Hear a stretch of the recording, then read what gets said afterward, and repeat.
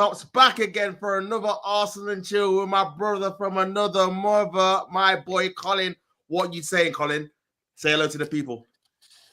Lads, I'm in no mood to mess around tonight. Trust, I'm in no mood. All right? So, gonna get pretty hefty around here. Yes, it's going to be a tasty show. Make sure before we get into it, you like and subscribe to the channel. On the road to 1K, guys. We're doing so well, man. Let's push it forward. We can make 1K as quickly as possible, man. But, Colin, there's so much to talk about, man. Do we go with the positive with the result on Sunday or the negative? You tell me, which one do you want to go with first, my bro? Do you know what? Let's start with City, shall we? Oh, yeah. Let's start with City, man. Let's start with City. Big up everyone in the chat already. Yes, sir. 88 left. Big up. Make sure you subscribe to the channel. But yeah, man, let's start with City, man. So before the game, obviously, I looked at the team sheet. I was, like I said in my fan cam, I was a bit disappointed that Ethan Nwaneri wasn't starting. And I thought we started the game really, really well. Obviously, we were pressing quite well. Obviously, we got the goal in the first 2 or 3 obviously minutes with Odegaard. We started well, and then we sat back, was very, very kind of negative in my opinion, allowed City to like come on to us. And I think when they scored the equalizer, it was kind of a sense it was a goal that was going to be coming. So after that, I thought, oh my God, we're you know, and obviously Kai Havertz missing that chance. Oh my God, I don't know about you, Colin, bro. I was ripping my hair out. I couldn't believe it. I was thinking, oh my gosh, how has this even happened? But yeah, in the second half, after obviously the equalizer, also just put it up to another level. Got a bit fortunate with obviously the Partey deflected goal, but after that, bro, we were just peppering them. We absolutely destroyed them. It could have been 5, 6, 7, 8. It was a fantastic performance after that, and I feel like we thoroughly deserved the thumping. It was a long time coming, man. All those days we've witnessed 8-2, 6-3s, 5-0s, 5-1s, 6-0s when we had Wenger and when we were in the mud. And now it's nice to see City struggling, and now we're the better team, and we actually punished them. So that was obviously a good feeling, man. But that's my quick summary of the game. What do you think of the game, bro? What was your feelings going into it, and what do you think about how the game played out in the end, bro? To be honest with you, mate, the game, I mean, okay, slapping anyone 5-1 is a good result, right? Yeah, facts, yeah. But what I found interesting is what happened afterwards. Now,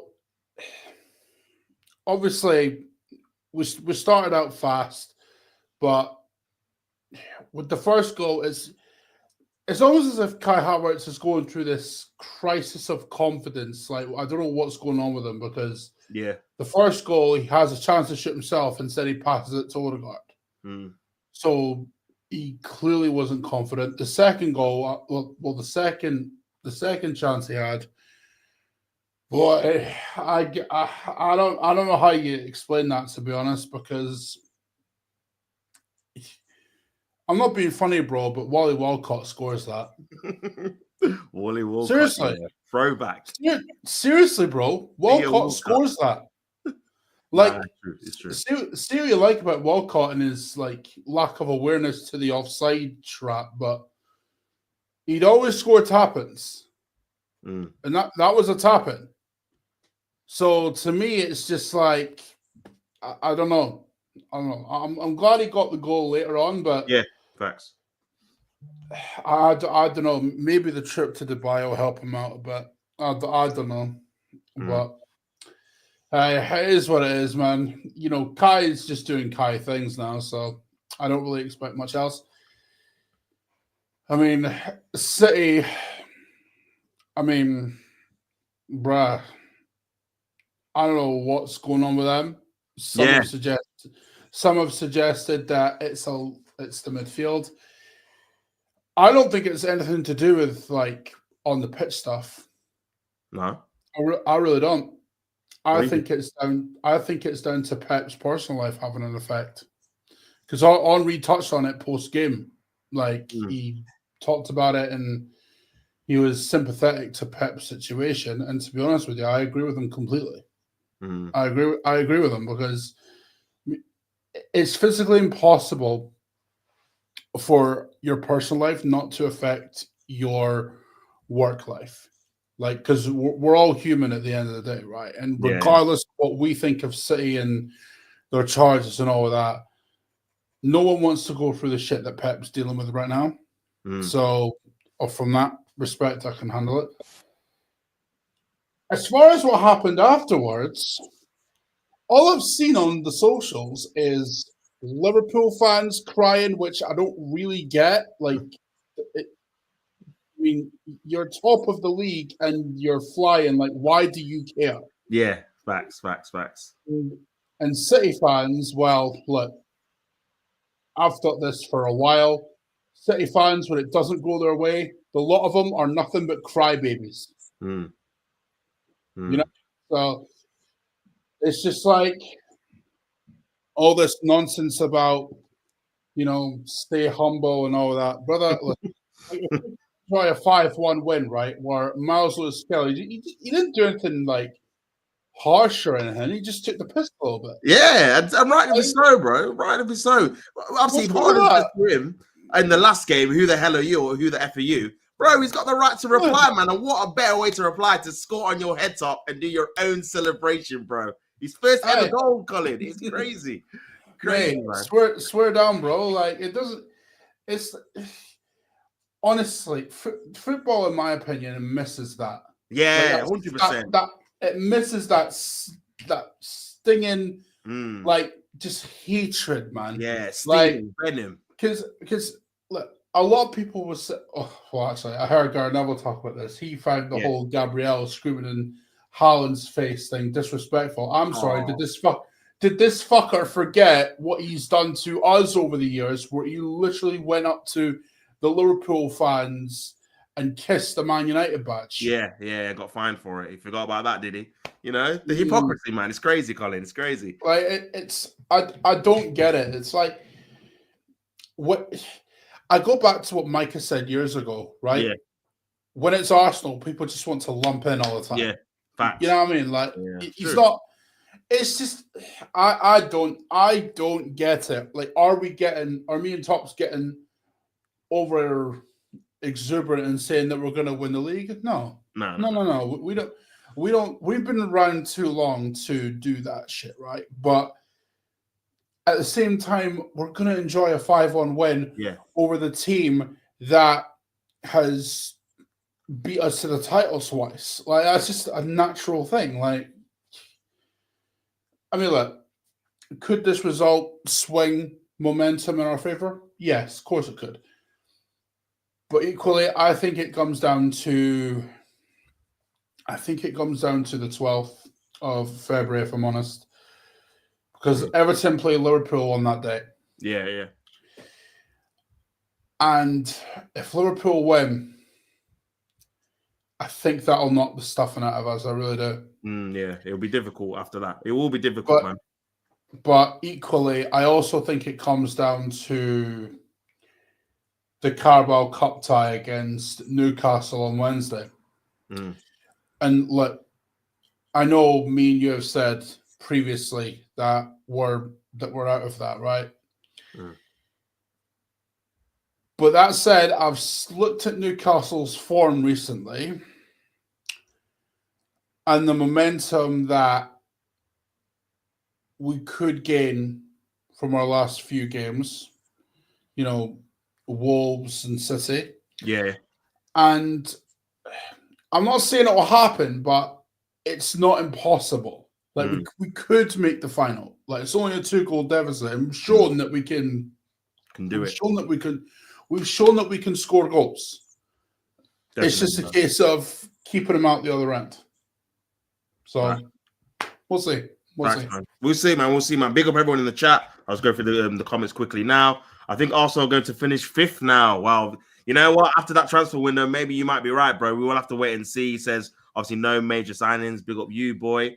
Kai Havertz should go in the summer window. I mean, there is talk, Colin, about us trying to get a striker. Obviously, we'll get onto that segment in a bit. But the fans are obviously not happy. Obviously, big up Jake, who's in the building as well. Big up for tuning in as well. But man, obviously going on like we were saying about obviously the game and stuff, and before or after the game, there was such a buzz within the Arsenal obviously community that we've finally beaten the rivals, and people like you and I were, like we were saying, obviously not saying that we're back in the title race or anything, but we had a little bit of confidence, thinking, you know what, we might even be able to turn it around against Newcastle, because we've got a massive boost in momentum, a massive boost in terms of scoring a lot of goals against a good team, and that was all kind of ended really yesterday when a lot of fans were really anticipating and hoping that we were going to sign at least one forward, whether it was a wide man or a striker. And unfortunately, Colin, we've not done it, man. We've not got a forward in, and we're going to have to stick with the squad that we've got for the rest of the season. So what's your take on, obviously, the board and Arteta? And who do you blame for not getting a signing over the line? Do you blame Arteta for being too picky, or do you blame the board for not backing him enough? Let me know what you think, man. Okay. Here's the thing. Tops, what did I tell you last week regarding this whole January window? Yeah, you said if we don't get a signing, you're going to be looking at the board. Yes, and that is the case. Now, I don't want people to get it twisted when it comes to Arteta. Yeah. Will I still look at him as far as on the pitch stuff is concerned? Yes. Yes, I will. But in terms of the actual window, right? That is on the board, okay? And I'll tell you why. I heard a bit from The Athletic featuring Ornstein in regards to Ollie Watkins. And what alarmed me was the fact that Villa literally were willing to hand us Ollie Watkins on a plate for 60 million, and we say no and offer 40. Now, to me, that says one thing. They are not prepared to go the extra mile. Facts. Right? But what's even more alarming is the fact that the club is saying, well, they haven't said this like directly, but in a way they've kind of said it, that there's no one on the market that can improve this squad right now. Well, here's my take on that. If that's the case, and you can find no striker that improves our 11, not one, then as far as I'm concerned, the scouts are doing shit at their jobs. Yeah, they're not good enough. They're not good enough. Because if you can't find a striker in this window, right, when it's noted, in fact, you don't even have to look through reports. Just do the research yourself. Osimhen, release clause. Vlahovic, Juve were open to selling him. We were like, we'll do a loan, but no buy option. Gyökeres, 100 million release clause. Yeah. Ollie Watkins, Villa looking to sell us to him for 60. Like, that's 4 players in the centre forward position that I've named there. 4. Yeah, at least 4, yeah. Yeah? Are you telling me that our scouts can't do that research themselves? And Sesko as well. So that's 5. Yeah. So there's enough. There's enough players there, man. There's enough players. Like, for me, it's either one of 2 things, right? Either the club doesn't think they're good enough, which I find to be ridiculous. Yeah. Anyway, but that's just me. They're either holding out their... Well, no. It's one of 3 things. They don't think those 5 are good enough. Yeah. Or they're holding out for Isak in the summer. Or the scouts are shit at their job. Yeah, it's got to be one of the 3, isn't it? Like, it has to be one of the 3. That's one of the reasons why we haven't got anyone. But for me, personally, I feel it's the 3rd option. Yeah. I think it's, you know what? You can't really argue with that, man. Like, for me, I just feel like I think the window's been an absolute disgrace, if I'm being honest, man. The club had a massive opportunity here. Arsenal is still in, obviously, 3 trophies. Obviously, it looks like they're going to be out of the League Cup, but they've still got a decent chance in the Champions League. And obviously, the league looks obviously a bit bleak. But if Liverpool do drop points, we have to be there to capitalize. And the fact that Mikel Arteta has come out and said in press conferences that we're short, we're light, we need to get signings, we need to get forwards. Jesus is out for 8 to 10 months with an ACL injury, but Saka is probably going to be out for the rest of the season. He's saying March, but you can't really rely on that. The fact that he's come out and said we need signings and the board have not delivered, I think it's an absolute disgrace, Colin. I really do. I feel like we've been let down by the board. We've been let down potentially by the manager as well, due to obviously not getting the signings we should have got in the summer. And for me, it just shows the lack of ambition from the entire board that we don't want to go the extra mile to win the Premier League and the Champions League. I cannot believe that we've not bought anyone, even someone on loan, even if you don't want to scupper your summer signings or your summer plans, just to get an extra couple of bodies. You're asking Kai Havertz to play every 3 days for the next 4 or 5 months if we're still in the Champions League. It's craziness. I just feel like it's massive negligence by the board, and I feel like they're showing their real ambition, Colin. We question it with Wenger. Obviously, me and you were there back in those days, whether it was Wenger keeping hold of the money or if it was the Cronkies not willing to spend and go the extra mile and really facilitate the manager so he could have the best opportunities to win the league. And in this situation, it's like, look, people are saying, oh, well, we don't really want Mikel to spend any more money. He's kind of wasted on certain players like Havertz and etc. Fabio Vieira. But at the same time, for me, it's either one or two things. You have to back him to the hill. You back him to the hill and you give him as much money as possible, or you sack him and get someone in who then you're going to back. You don't do the thing in between where you're not going to give him any more money and then he's just going to take the brunt of the criticism, the brunt of the heat. I feel like that's them being very, very sneaky and using him as a shield, really, to be honest with you. So, yeah, I'm obviously very, very disappointed with how the windows turn out. And for me, it really, really hampers our chances of winning any kind of silverware this season. Obviously, it's not impossible, but it's very, very unlikely we're going to win anything because we haven't got the firepower to get over the line. We've seen it already this season. We got knocked out of the FA Cup because Kai Havertz missed from 2 yards. You know, it's not rocket science. It's not something I'm saying that's out of order, in my opinion. So for me, I've got to put massive blame, the whole blame really on the board. They should have got something done. And if that athletic rumor is true, I don't know if you heard another thing from, I think it was Gunnar Blog, saying that we inquired for Morata on loan as well. When we were out last week, when we were out in Girona, we acquired with his agent, who's obviously Spanish, and we couldn't get that over the line. He went to Galatasaray, who've already got Osimhen. Like, mate, I'm not even joking, mate. Yeah, I mean, don't get me wrong. Do we need a striker? Yes, but I'd prefer no one over Morata. Seriously, I watch him enough from Milan to know he ain't it, bro. Yeah. Like that's worse. That's almost worse than getting no one. I mean, he's worse than Havertz, I'll say, to be honest. I seen the misses at Chelsea, he did so. Well, it's not even the misses at Chelsea, bro. It's his performances at Milan. I'm not even joking. They've been shocking. Don't get me wrong. Milan haven't been great this season. But Morata, bro, no, don't even try, bro. No. Unbelievable. Big up the chat anyway. I'm just going to go through the comments. If he gets to 1,000 subs, he needs to donate his hat to a Tottenham fan. Oh, my Lord. Bro, I don't think that's going to happen, my friend. Bro, I'll warn you now, if you do that, I'm booking a doctor's brother, you don't have to worry about anything, bro. I'm booking a doctor's appointment for you, bro. I swear, that is never, ever happening. No. But big up for the comment anyway, you boy. Jake puts so how are you doing, man? Yeah, I'm doing good, my brother. Hope you're doing okay. Thanks for tuning in and watching the show. Big up, make sure you like the video and subscribe to the channel as well if you haven't already. Big up you boy, you can say not gonna read that.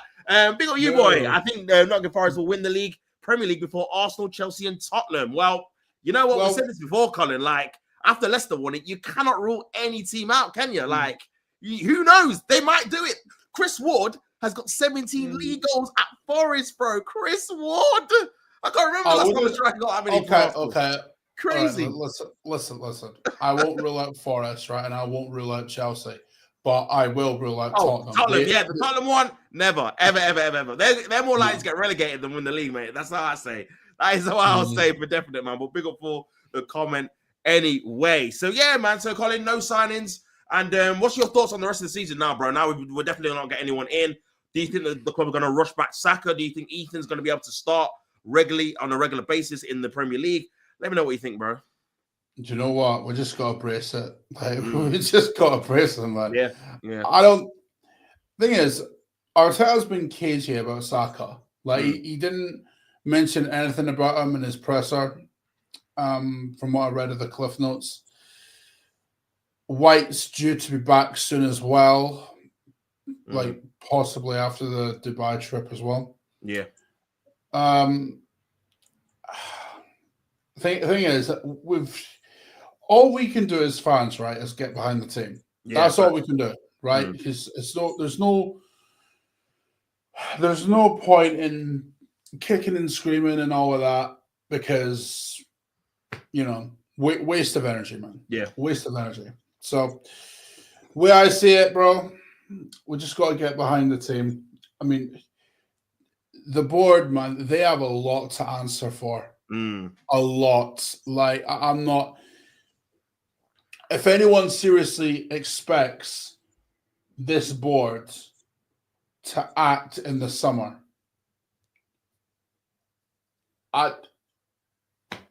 no. They're out of chances with me. Like, I backed this club for the last 2 years, right? And even 2 seasons ago, when we didn't buy anyone in January again, I stood by and said, you know what? We're doing the right thing. Right? This time, no. No, you're not happy with it. Because there's major differences between then and now, right? Then, there wasn't glaring weaknesses in the team like there is now. Yeah, there's loads, right? Now, man. Because when you look at this team now, there is a few glaring weaknesses that I can see. Because when we didn't buy anyone in January, then there wasn't an obvious necessity to get a left-sided 8 because we had Saka. Yeah, facts. Yeah, right. There wasn't a glaring need to get a striker because Jesus was coming back, Trossard was on form, and you had Eddie Nketiah as well. And I'm not saying Eddie was great by any means, but when you've got 3 players who can play the centre forward role, it's not a necessity as bad, right? Now it is a necessity because we've only got Kai. Yeah. So it only gets worse. And on top of that, the need for a right winger. Saka was fit for the majority of that season, if not all of that season. Yeah, he was. Yeah, he was. He's not now. So now there's more of a necessity to go and get a right winger than there was then. Right? So there's differences between those 2 windows. Now, you look at this team, man, like I've listed 3 glaring areas that need improvements: striker, left-sided 8, and winger. Right? And that's not even taking into account the left side either, because that needs improving as well. I don't know where we go now, because you know what the mad thing is? This is typical of Arsenal, by the way. Yeah. Typical. We batter Man City 5-1. There's a positivity amongst the fan base, and then all of a sudden we bring in no one in January. Like, it's up, down, bro. Like, what are we doing? Honestly, man. Honestly, you're correct, bro. It's just always when you think you're gonna have a nice little week with Arsenal, they just have kind of like a spanner in the works to kind of just ruin it, man. But yeah, just to go on your point, like the one worry for me as well, just going obviously how we not sign anyone in this winter window, like it puts a lot of pressure on us in the summer window to get 4 or 5 different positions. Potentially, obviously, Jorginho's going to go, maybe even Partey. We don't know what his future holds. So we're going to have to replace them too. Then we're going to need a striker. We're going to need a winger because Sterling's definitely going back to Chelsea because his performances have been awful. You're looking at a backup keeper. Neto's probably going to go back to Bournemouth. So that's 4, 5 positions there, just then on the top of my head. Then maybe another left 8 if you're looking at that, or another left winger to obviously maybe replace one of Trossard or Martinelli. So yeah, there's still a lot of work to do, and I feel like we could have done a bit of that in this window here if we would have got a striker or a forward to ease a bit of pressure on the summer window. But like you said, bro, all we can try and do now is be positive and try and back the team. Obviously, they put in a fantastic performance, and I do feel sorry for them because everyone's just talking about the transfer window, when in reality they should be talking about how well Thomas Partey was, how well Rice was, how well Lewis Skelly and Ethan were when they came on and scored their goals against the reigning champions. And I feel like it's all kind of been shifted away until the transfer market news. So I still say big them up. I still say we have to obviously be positive, try and back those guys because they need our help, man. They need our support to try and do something in this league, even if it doesn't look possible in terms of the league and the Champions League. And we'll just have to see and wait what happens, man. But yeah, obviously that's all done now. Transfer window is closed until the summer. On to the next game. And now we've got a mammoth task. we are 2-0 down, and we have to go to St. James's Park to overtake or overhaul a 2-0 deficit. Colin, what is your thoughts going into the game, my friend? Can we do it? Yeah, we can do it. It won't be easy though. No, but we don't do it. We don't do things the easy way. So Arsenal in the easy way just doesn't exist. It's been this way since the start of the Emirates era, pretty much. So yeah. I mean, it's just like sure, why not? Like, I mean, this has been a thing over the years. Like, because I remember when we were leading 4-0 against Newcastle away from home, and then they come back to draw at 4-4. It's just like, oh my god. Like, why did you remind me of that, bro? I forgot about that. We can't do things the easy way, bro. It's just, oh my god, bro! I actually forgot about that game, and it's against Newcastle at St. James's Park as well. How do we not win 4-0? That was when they were shit as well. Yeah, I know, man. I know. Toyota, R.I.P. Toyota. He scored the equalizing goal. Great goal as well. But bro, what a time that was, man. What a time that was. Yeah, but that's the point. Like, we don't do things the easy way. We never have. Like, so I mean, it's doable. Like, Fulham scored 2 goals against them at the weekend, so we can bring it back. Can we actually push to get the 3rd? I don't know, because I'm honestly, bro, I'm getting PTSDs of the round of 16 ties because we do enough to pull it back. That's a but good not, point, but not quite, because away goals and all of that shit. But I don't know, man. I don't know. But look, like I said earlier, Wednesday night, I'm going to be sitting on my lovely couch back there. I'm going to be backing the team. And if we do it, great. If we don't, well, chalk it up to next year. Yeah. That's the attitude, really. I mean, it's a good point you do make, actually, about the Champions League games, because I do remember it was like a period of 3 or 4 years on the Wenger that we were going into the second leg either being 3-1 down or 2-0 down, or needing to overturn like a 2 or 3 goal deficit. And you're right, we never quite did it. We'd always win 2-0, but we needed to win 3-0, or we always win 1-0, but we needed to win 2-0. So, yeah, man, I think you're right. That one against AC Milan where we were 4-0 down, we got it back to 3-0, but we couldn't quite get the 4. So it's a good point you make. But for me, I feel like I said, football's a crazy thing. I feel like if the game was a week after we actually played it, I think definitely we would have been out 100%.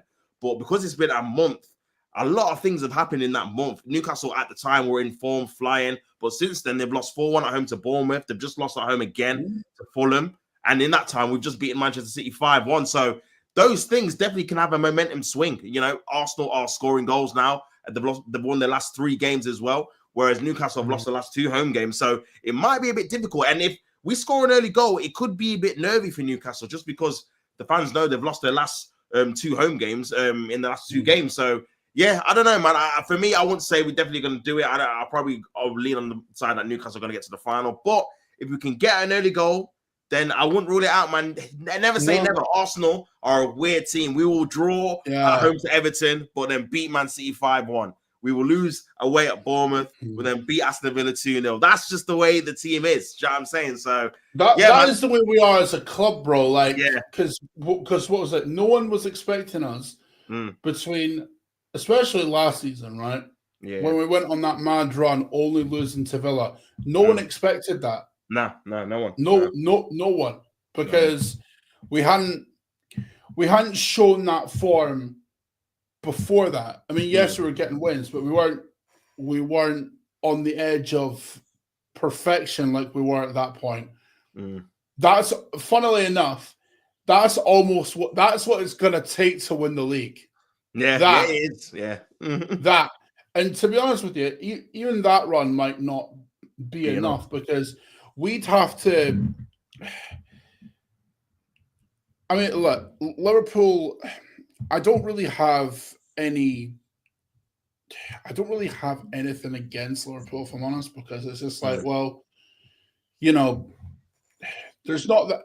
It's not like with City. With City, it's like pure hatred. We can't stand them. Like I'm just like, no, they're. And a lot of it comes down to the fact that, well, if we're being honest, it comes down to the charges. Like, I don't care if they're found guilty or not. In my eyes, they're guilty regardless. Like, you don't not cooperate with the courts in that or the Premier League if you're not guilty. So that's just the way I see it in regards to them. But with Liverpool, it's purely it's respect as far as I'm concerned, because Klopp resurrected them. Like, because since I've been around, they've not really been that team. They were only that team when Klopp kind of were there. And yeah, they had a little bit of a run under Rafa, but outside of Rafa, before that, they were lifeless. But Klopp brought them up. So there is that kind of respect between us and them, I would say, even though some of them are back in City for whatever reason. I mean, what we're doing. But our run between now and the end of the season, I mean, Leicester away, you'd think that'd be a win because Leicester are awful. West Ham at home. I mean, to be fair, they've gone on a bit of a resurgence under Potter. So, but the games I'm looking at, Nottingham Forest away, that's gonna be hell.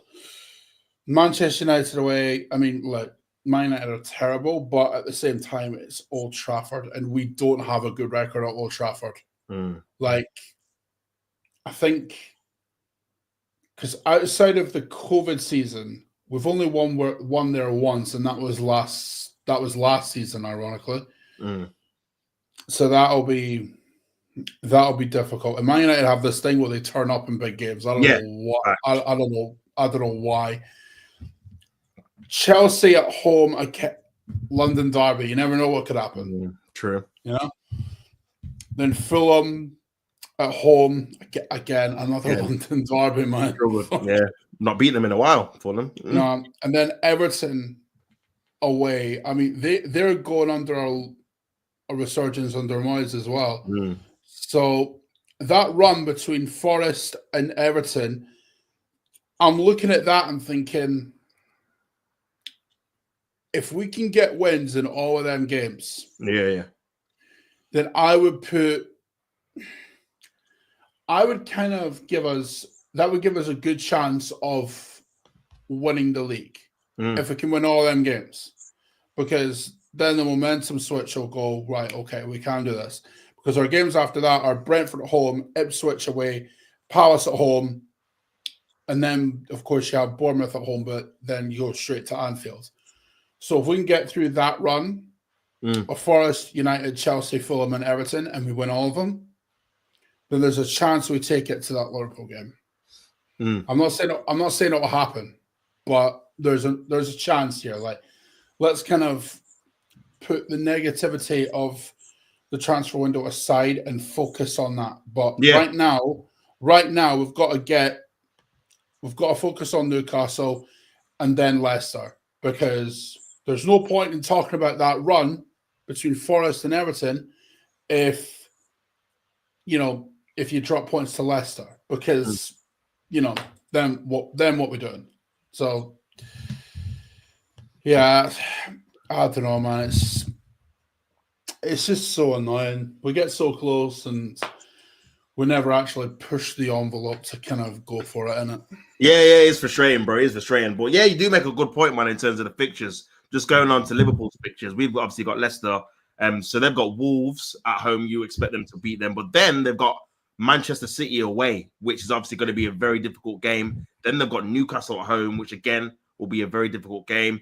Then they've got Southampton at home. You expect them to win that. But then they've got Aston Villa away.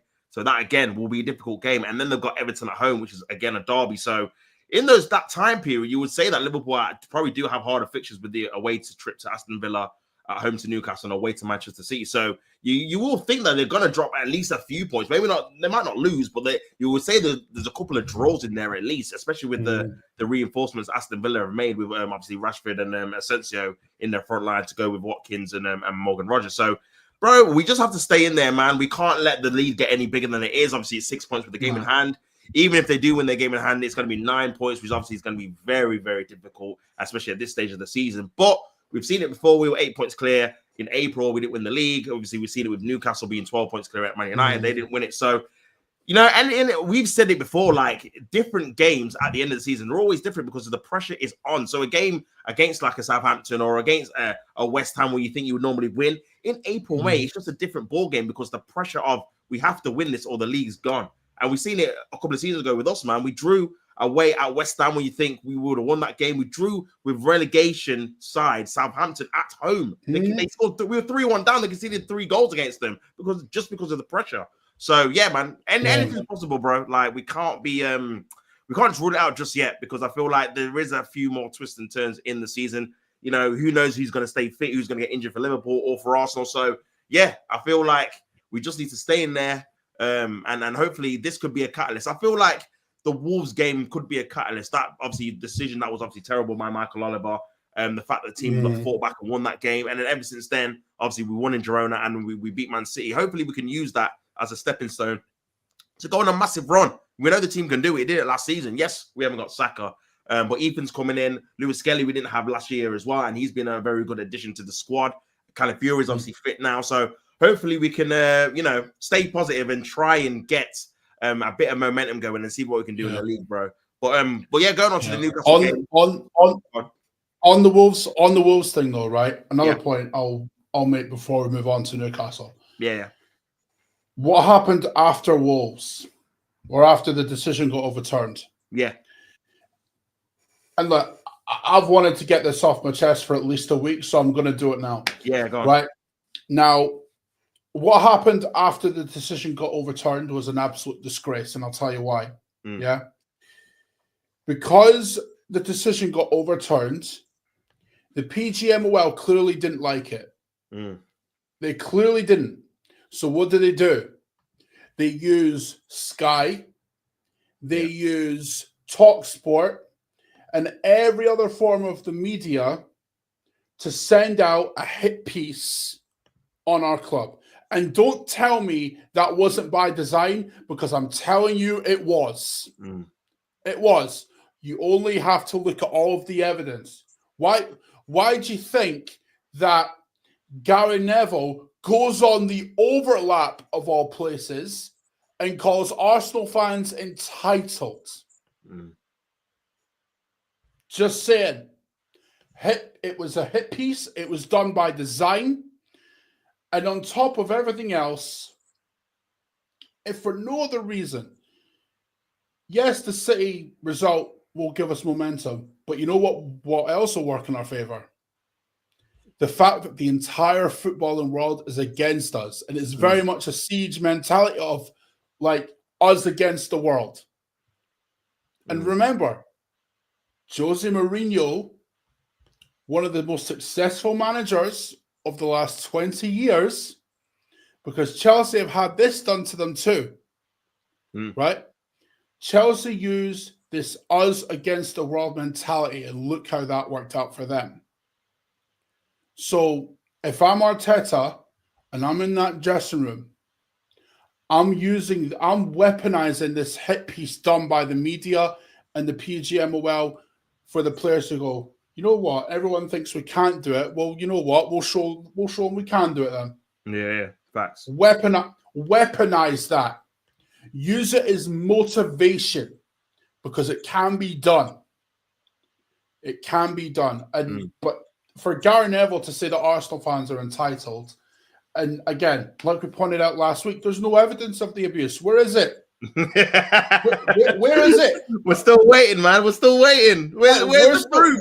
We want receipts, Colin. Where's the receipt? We're still waiting, bro. Where is it, bro? Where is it? Like, come on.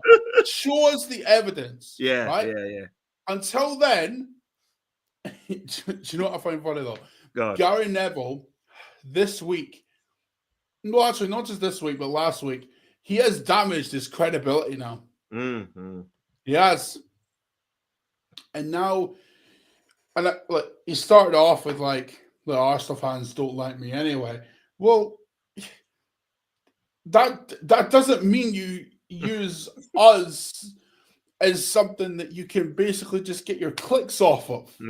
Right. Like, honestly, bro, if I'm Arteta, I'm using this hit piece, and this seems like the media and every other club, it seems, I'm using that siege mentality and I'm weaponizing it, bro.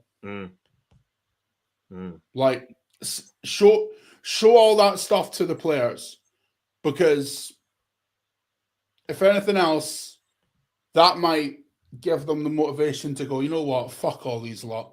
You know?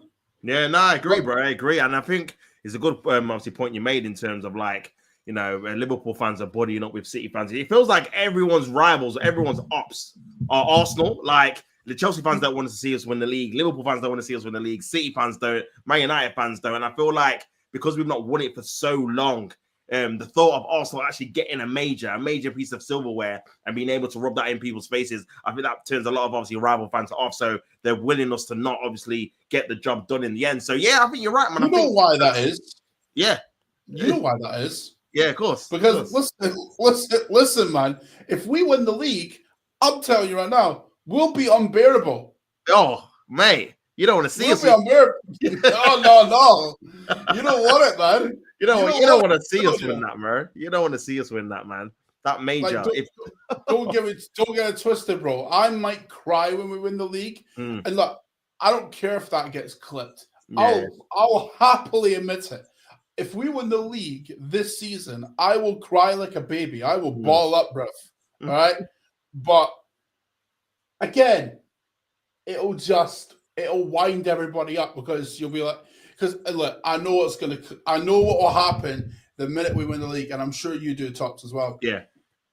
If we win the league, everyone to kind of discredit it will go, yeah, you won it, but you did it when City weren't at their best. Yeah. City were finished, so that's the only reason you won it. You know, you can see it already, bro. And this is why I wanted Pep to stay in the league, because I didn't want, if Pep would have left, oh, you've only won it because Pep's not here. You couldn't beat Pep. So, like, you always get these jabs, bro, from rival fans. Like, you've only done this because of this, but they will never give you credit where credit's due. Do you know what I mean? I mean, anyone that wins the league, they deserve to win the league. It's 38 games. Everyone plays each other twice. And whoever gets the most points wins the league, whether it's goal difference, whether it's the most points, whatever. That the best team always wins. So, for me, if we win it, you have to just hold your hands up. If Liverpool win it, I'm sure me and you're going to hold us hands and say, you know what? They've been the best team in the league. They've got the most points. They've got the most wins. Absolutely. And that's it. That's just, you got to be fair. You got to be consistent, man. You got to have the same standards with your own team as well as of a rival team. So, yeah, I completely agree. We will be unbearable if that happens. Hopefully it does. But we'll have to wait and see. But, yeah, swiftly moving on to, obviously, the Newcastle game. What is the team you want to see going into this game? Remember, we've got a big break after this. Obviously, the players are going to Dubai as well. Yeah. So yeah, we've got a big break, man. So for me, you got to be playing our strongest first team. But let me know what you think, bro. What team would you go for? Let me think. I don't change the back four. The back four remains exactly the same, like it was against City. That does not change. All right, Timber, Gabriel, Saliba, Miles Lewis-Skelly. You don't change that. The midfield, again, you don't change that midfield. Partey, Rice, Odegaard. Right? Don't change that. Yeah, done. The attack, I mean, I know Martinelli played right wing. Yeah. I wouldn't say he played bad. No, he was okay. Do you know what? I would start Ethan. Yeah. I'd start Ethan. Yeah, same. And Trossard was good as well. He was good. Yeah, I'd probably go Trossard. And then, do you know what? I'd go Kai Havertz, mate. Yeah. So, look, you just got to play through this confidence crisis he's got going on. You just got to play through it. So, yeah, outside of Ethan, I don't think you changed that starting 11 from the weekend. I really don't. Yeah. Because you need to keep that momentum going, bro. You've got to keep that momentum going. They're playing well. They've got some momentum about them now. You just got to keep going. Like it's essentially like you just got to keep going till the wheels fall off. Like so, you don't change that side outside of Ethan, to be honest. Yeah. You know what, bro? I think I completely agree as well. Like Reyes got to start in goal. Saliba Gabriel, they pick himself. Lewis Skelly with the performances he's been putting in and the goal he got, he's definitely got to start. I thought Timber was good as well on the right. So that's definitely the back five. And then in midfield, again, Partey was sensational. Again, he has to be that number 6 with Rice and Odegaard, who obviously got his goal as well. So he should be a bit more confident in terms of scoring goals. And then up front, like you said, bro, Ethan has to start. If Ethan doesn't start, I'm not going to be happy. For the simple fact that he is the guy with the Stardust, bro. He's the only one apart from Saka in that front line that can score out of nothing. You've seen the goals he scored already this season, bro. Man. My guy was brought in for the chump minutes and he scored. Like, what are we doing here, bro? I said it in my watch along. This is like the training minutes. Like, you know what, bro? You just collect the cones at the end. Do you know what I mean? We will give you a couple of minutes. And the guy scored a banger, or take it even move, bro. So I'm thinking, no. He scored in the last 2 games. He scored the winner in the Champions League away from home at 17, guys. This guy is 17. We've got to remember that. That's how well he's played. No one's even mentioned his age because he's been that good. He's one of our better forwards, man. So he scored the winning goal against that. He scored a fantastic banger goal against Manchester City, the reigning champions. For me, he deserves a start on the right-hand side. He's the guy that can cut in and shoot. He can link up with Odegaard. He can link up with Timber as well, who you can overlap.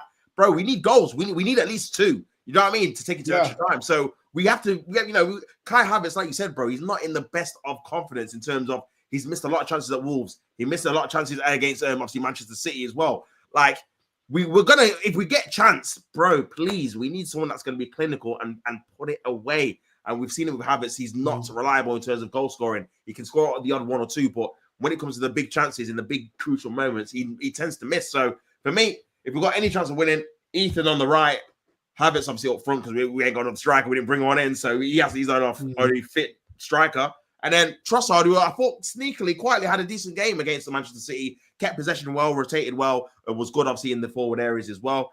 Him on the left, and we just have to hope and pray, man. Hopefully we can get a goal. I will say this though, right? In regards to Havertz, right? Do I have my frustrations with him? Yes. Yeah. But I'm putting them aside until the end of the season. And the reason being is because he needs our support more than anyone. Because he is going through a confidence crisis at the minute, and we need to get behind him. Because look, if you're going through a bit of a confidence dip and the fans are on your back, that's only going to make it worse. So to me, we have to get behind him. And by the way, that City fan in the chat, cry more, bitch. Stay on, brother. Yes. Big ol' RTD edits. Obviously, he said you're going to beat us 3-1. And bro, 5-1. It's not easy. Hey, listen, you got to hold that L, bro. Hold that L. Nah, but to be fair to him, he showed his face in the chat. Big up for obviously fronting the banner. Obviously, we would have had it if we would have lost. So, big up for the support as always, man. But yeah, Colin, what's your score prediction? What are you going to go for the Newcastle game? I'm going 3-0 Arsenal. Ooh, Colin's feeling confident. So let's go. No. It's not confidence. No? It's just I'm showing my support for the team. Like okay. I said earlier. All right. Having that positive energy. Okay, cool. Okay. You know what? I might as well do the same, bro. I'll go 2-0 Arsenal to win on penalties. How about that? Arsenal to go through on penalties. Big up RTD edits. Bro, it's all this is what we like, man. A bit of banter on the show. Obviously, how we can take it, all of that good stuff in it. So always positive vibes. Listen, man. Listen. I don't. My issue with City fans, right, is that they're crybabies a lot of the time. Well, some of them online, like Hams on all them fuckers. But I don't generally beef with other fans like that as much as I used to. So it's just I don't know, but really only 2 Arsenal fans on Twitter. I mean, I don't know about that one, mate. Yeah, this big big up for the comment, but yeah, this is you something at the answer. I get to see the 2 early Arsenal fans live on Twitch. Big up. Oh my god! Shut up, man! Oh the trolls coming in now, bro. They're all coming in. Look at this guy, bro. Look at this guy, man. Hey, listen, man. You lot don't. Oh my god! Here we go. Yeah, okay.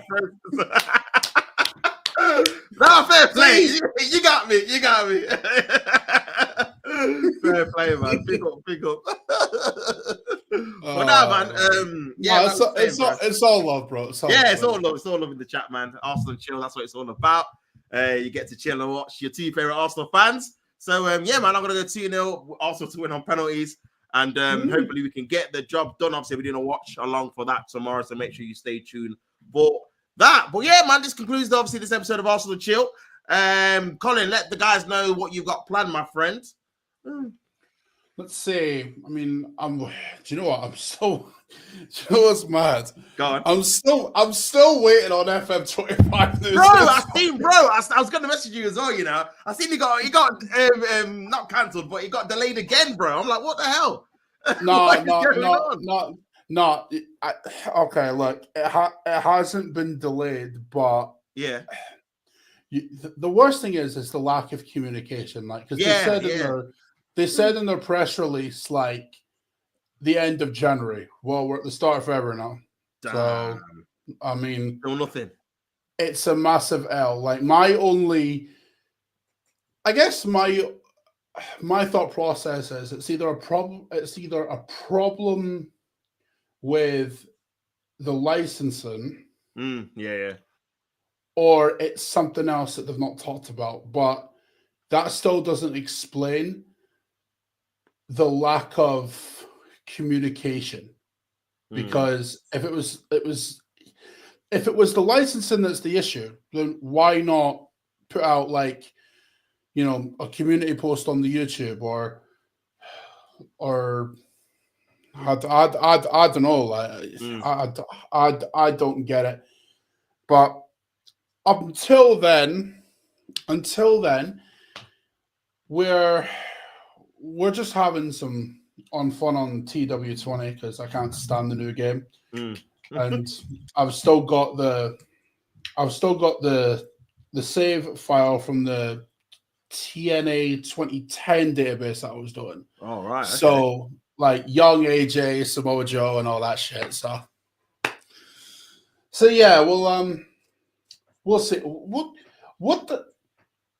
What the heck? Why are these fuckers after my fucking beard, bro? What is this? Love the beard, mate. Sally, I can't risk getting a beard. Oh my god. You lot, man. What is this, man? One day. You lot, man. Big up on a night. Yeah, you're even mad. What the hell? Big up, though. Big up. Oh, God. RTD Edit said, Rashi, Saka, Havertz been praying for them days. Bro, if we would have got Rashford, this would have been a different podcast. I'll tell you that now. This would have been a different podcast. So I'd rather have nothing than him, that guy. No way. All right, Polar Knights, calm down. All right, we don't need to see that. You're crazy, bro. Bro, is this what Twitch is like, man? You guys are crazy over there. I don't know.